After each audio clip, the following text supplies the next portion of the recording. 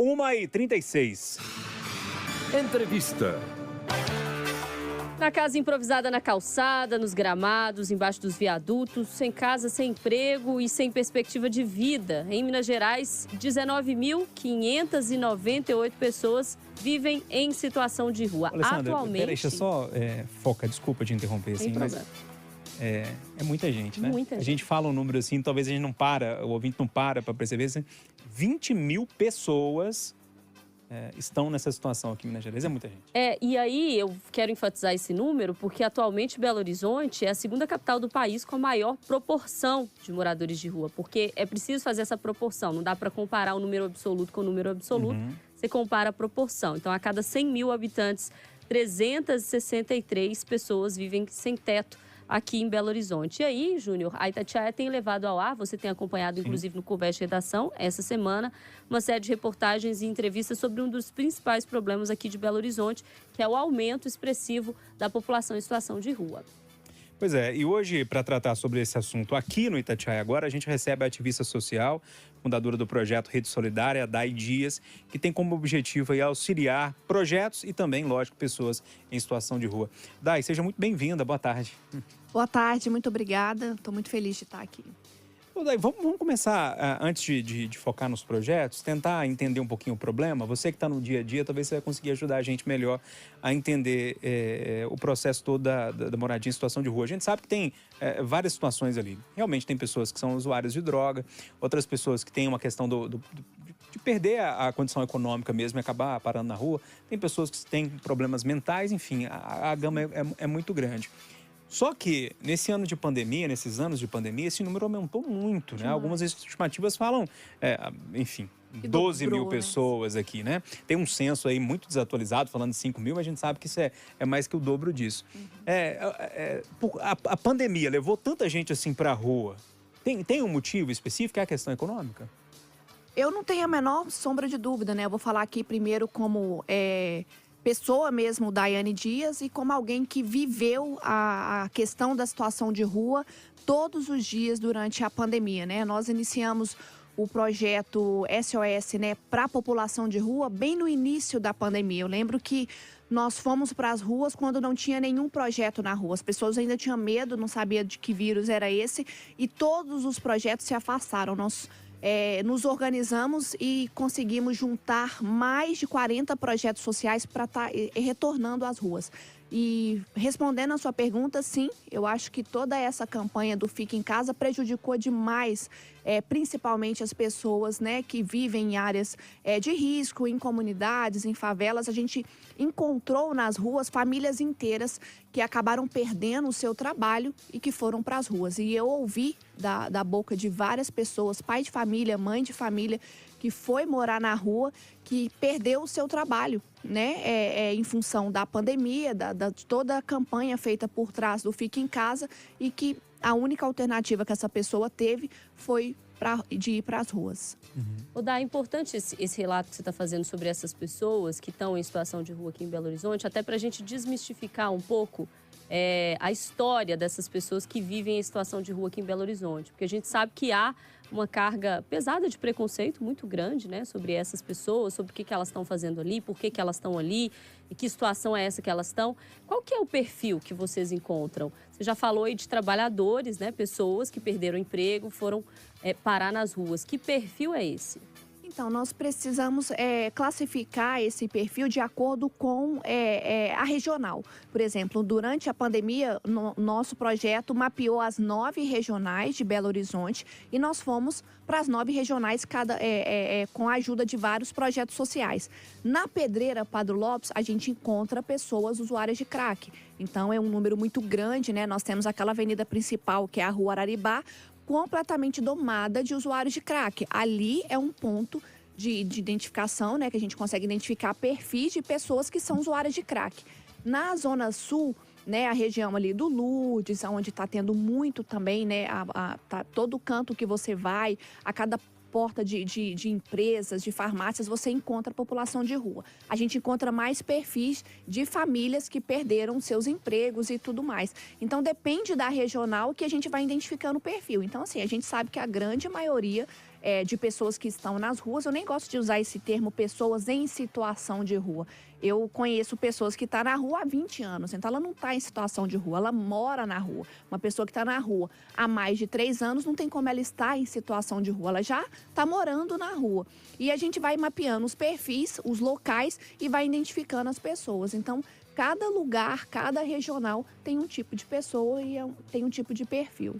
Ô, Dai, é um problema gigante. A gente está falando aqui do diagnóstico, de toda a situação que está, não só aqui em BH, nas grandes capitais. Eu tive em São Paulo agora, semana passada, eu fiquei apavorado, assim. Eles montaram algumas tendas ali na praça, perto da Consolação, para banho também, para receber essas pessoas. Esse problema tem solução, Dai?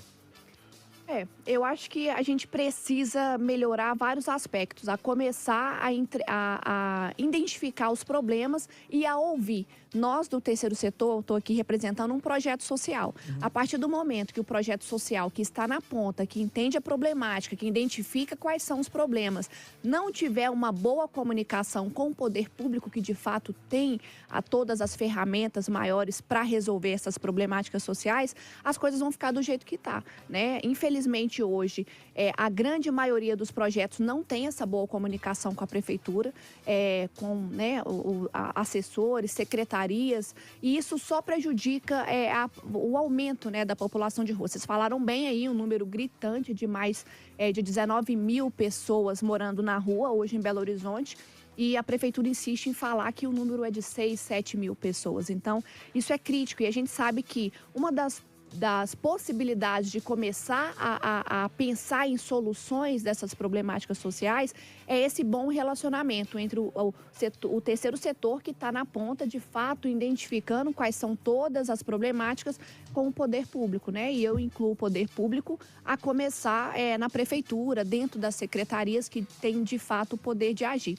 Uma das coisas que me chamou a atenção, que foi um dos erros também cometido pela Prefeitura e pela Secretaria de Assistência Social, foi a distribuição de barracas. Eu não sei se vocês chegaram a ver, mas Belo Horizonte inteiro, no ano passado principalmente, estava espalhado de barraca para todo lado. Isso foi um projeto da Prefeitura, obviamente que foi um fracasso, porque não deu certo. Logo depois, eles, como eu falei, né, depende da região, mas as pessoas estavam comercializando as próprias barracas que eram doadas, né? Então, se a pessoa está em situação de rua e é um usuário de crack, ele vai fazer de tudo, até o alimento que você dá vai virar moeda de troca. Então, a gente tem que avaliar muito bem, entender muito bem quais são os perfis para começar a atuar. E, de fato, a prefeitura não sabe. Você ficar dentro de uma sala com ar-condicionado, você não vai entender qual que é a problemática da situação de uma determinada regional. Você precisa, de fato, ter comunicação com quem está na rua. E quem está na rua são os projetos sociais. E qual que é o trabalho do seu projeto, Dai? O que vocês têm feito ao longo dos últimos anos aí para ajudar essa população?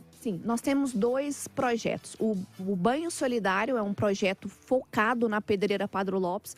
Nós estamos lá desde 2016 com um banho, oferecendo oportunidade para aquelas pessoas ali que estão morando na rua e alguns em situação de rua, a tentar sair da questão da dependência química. Então, a gente oferece o banho, né, como um chamariz para oferecer oportunidade para essa pessoa sair da rua. Então, a gente oferece tratamento dentro de uma comunidade terapêutica, atendimento médico com medicamentos, né, para também tratar a questão da dependência química. A gente também envia as pessoas, se elas quiserem voltar para suas casas. A gente identificou, através de mapeamento, que muitos que estão ali na Pedreira não são de Belo Horizonte, muitos também não são de Minas Gerais. Então, a gente tenta estabelecer o contato perdido com a família, entra em contato com a família, né, com a nossa assistência social e tudo mais, e volta a pessoa para sua casa. Já a Rede Solidária, nós nascemos com a ideia de ajudar outros projetos sociais. Nós temos centenas de projetos sociais voltados para a população de rua de Belo Horizonte. E muitos desses projetos passam por diversas dificuldades de manter o projeto. Afinal, é tudo doação, né? A gente conta com a doação para que o projeto aconteça. Então, a Rede Solidária vem ajudando e principalmente unindo os projetos de várias formas. A gente ajuda com conexões, a gente ajuda na parte contábil para o projeto se regularizar, para receber recurso privado, público e tudo mais. Nós ajudamos com conexões, nós ajudamos com um projeto conversar com o outro. Se o projeto X está atendendo na Regional Norte, então eu vou jogar um outro projeto que atendia também na região Norte para a região Sul, porque também precisa. Então a gente atua também nessa parte de comunicação e tentar unir os projetos para fazer de fato um trabalho efetivo. Dai, para a gente fechar então, aproveita o canhão que a Itatiaia você falou em doações. Como é que as pessoas que querem ajudar ou querem participar, doando, quem sabe, o tempo, enfim, como é que essas pessoas podem fazer? Ótimo, muito bom. Obrigada pela oportunidade mais uma vez. Tem duas grandes maneiras de qualquer um ajudar. A primeira pode ser doando, né? Tanto o alimento, nós fazemos sempre campanhas, né? Nós tivemos recentemente a nossa campanha do agasalho, que ainda está rodando. Então as pessoas podem doar agasalho, mas também pode doar qualquer ajuda financeira.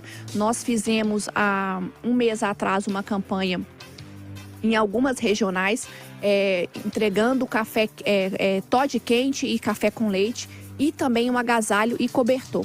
Então as pessoas podem doar tanto o material físico, né, o agasalho, o alimento, o leite, mas pode doar também como de forma financeira, fazendo uma doação de R$10, R$20, qualquer valor nos ajuda a manter esse projeto. E nós ajudamos outros projetos também que estão atuando todos os dias, de segunda a segunda tem projeto social na rua.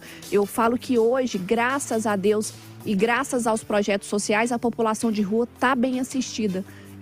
Por essas pessoas que de fato se empenham em ajudar. E eu vou passar o Instagram, se vocês me permitirem. Deixa aí o Instagram. Nós temos 2 Instagrams, né? O da Rede Solidária é @RedeSolidariaBH, que é o nosso perfil de ação social que atua aqui em Belo Horizonte, ajudando outros projetos sociais. E nós temos o Banho Solidário, que é o nosso projeto da Pedreira Padre Lopes, que é @Banho Solidário Oficial. Então, por lá vai ter todas as formas de você saber como ser um voluntário e também ajudar a gente a manter o nosso projeto de pé. Bacana, a gente conversou então no Itatiaia Agora de hoje com a ativista social, fundadora do projeto Rede Solidária e também do Banho Solidário, a Dai Dias. Dai, muito obrigado pela visita, Obrigada prazer conversar com você, viu? Muito obrigada. Obrigada, Dai, boa tarde. Obrigada. Agora,